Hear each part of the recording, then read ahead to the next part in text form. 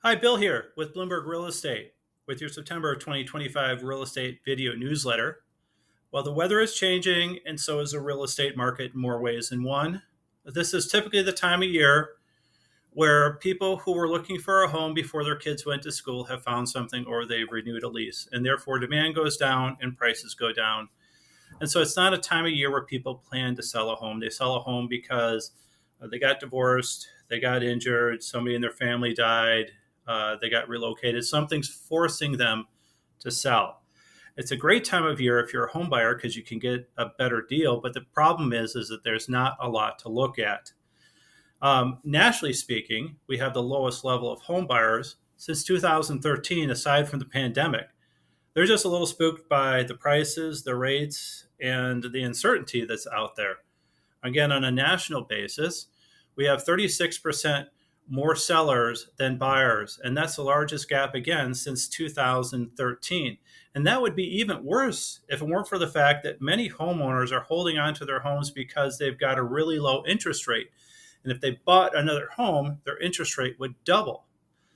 If you look at the 50 most populous areas in the United States, 5 are sellers markets, 10 are balanced markets, and 35 are buyers markets. Now, Minneapolis happens to be one of those sellers markets. We currently have 12% more buyers than sellers, and I'm really not all that impressed with the other areas, places like Newark, and quite frankly, who wants to live in Newark? We have more supply than last year, which should bring prices down or flat, but showing activity has been up, especially in the $1 million plus range. If you take a look at the curve over the last 20 years, it went down from like 2004 to 2010 or 12, and then it's been slowly rising. But you can see in the curve that it's starting to flatten out. I've included that graph below. So my prediction is next year we're going to turn into a balanced market.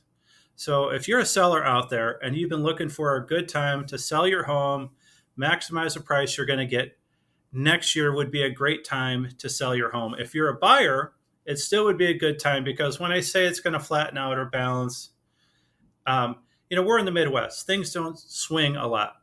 And our peaks, we go up 10 to 12%, not like 30% in Arizona or Florida, and then they drop a lot. When, we tend to go up and flatten out and go up and flatten out. So I don't think much is going to happen with prices. They may stay flat. And I don't think anything's really going to happen with interest rates that's going to change the affordability of homes. So if you're a buyer and you're looking to buy a home and you want to talk about how much you can afford, I happen to be a mortgage loan originator, so I can talk to you about that. If you're a seller and you want to know how much your home's worth or what you can do to make it worth more, you don't have to be even selling next year. I'll sit down and I'll talk with you.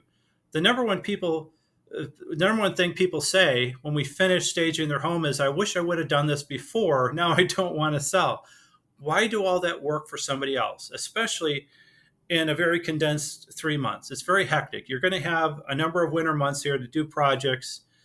Do them then and take a little bit of time where it's like something you might even enjoy. So anyway, if you're in either one of those two camps, give me a call. My number is 612-360-3349.